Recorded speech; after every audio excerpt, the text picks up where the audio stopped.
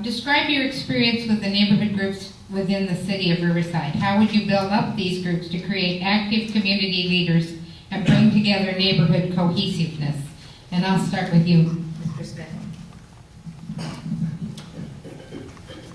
I think at this time I have very little experience with the individual neighborhood groups other than the neighborhood group that's actually in my neighborhood. I think that if elected to the council, I will work tirelessly to work with the different organizations to help bring them together as a community and to help develop some of the community talent and to get some community organizers out there.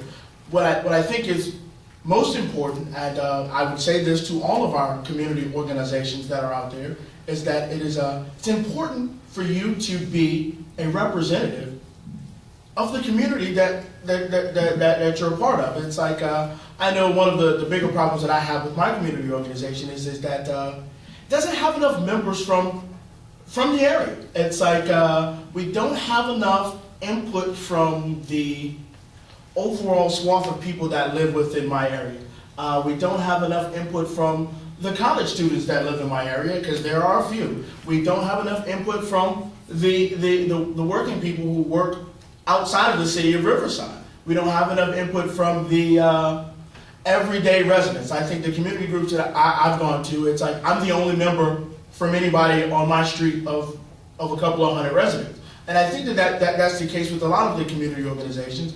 In order for them to be effective, they have got to get out and touch a portion of their entire community. Otherwise, how could you represent them? How can you be a voice for them if you haven't had an opportunity to speak with them, converse with them, understand what they need as individuals and what they want to see happening? I think a lot of times we get our community organizations and they become sort of exclusive to our friends and the people that we like and the people that agree with us. But I'd like to ask that all of the community organizations within Ward 2 attempt to expand your membership, attempt to get out with all of the residents within your community and bring them all together and see if we can make a difference within the city of Riverside. Maybe we'll go this way and then back to Mr. Rossi. The neighborhood groups in Ward 2 have made a significant difference. Mr. Smith announced his candidacy in one of our neighborhood groups. In addition, attended the Soapbox Derby to take photographs for his website. Mr. Rosso attended one of our neighborhood groups, and it wasn't even in his neighborhood, but we were happy to have him there. Everyone is invited to our neighborhood groups. Everyone. If you're not comfortable with that neighborhood, I will go to your block and start a neighborhood group there. I am that accessible.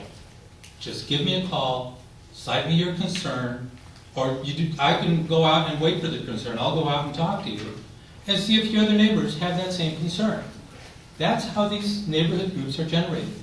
We have 14 of them, 9 of them in the East Side community, 5 of them outside of the East Side community, and they have been very effective. But people want to see concrete things coming out of the neighborhood.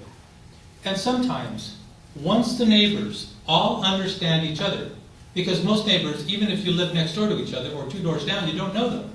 But when you meet with them once or twice, you begin to understand the neighborhood and the improvements that you want. You begin to set priorities. It could be a party house, it could be a stop sign, it could be a neighbor who's not tending to their yard very well, it could be a variety of things. But these are things that we work on as a neighborhood group. Some of our more successful neighborhood groups, like the Sycamore Highlands group, does have a Christmas carol every year. They do have the Soapbox Derby and a variety of other things going on throughout the year. A Dwight Street group, 4th of July and a Christmas party every year. We have at least there's other neighborhood groups in the area that have other celebrations a little bit smaller. Our Mission Inn group also has a party maybe once every 6 months. But there are community leaders, people that they can network with, that come out of the Riverside Neighborhood Partnership, that are kind of like supervisors for that area. And they connect well with all the neighborhoods. Yes, could you restate the question again, please? Describe your experience with neighborhood groups within the city of Riverside, and how would you build up these groups to create active community leaders and bring together neighborhood cohesiveness? Yes, Mr. Melendrez indicated that I went to one meeting. I'd like to correct him on that. Actually, I do live in Canyon Crest, which is outside of the group that I participated for many months, and that is the East Side group.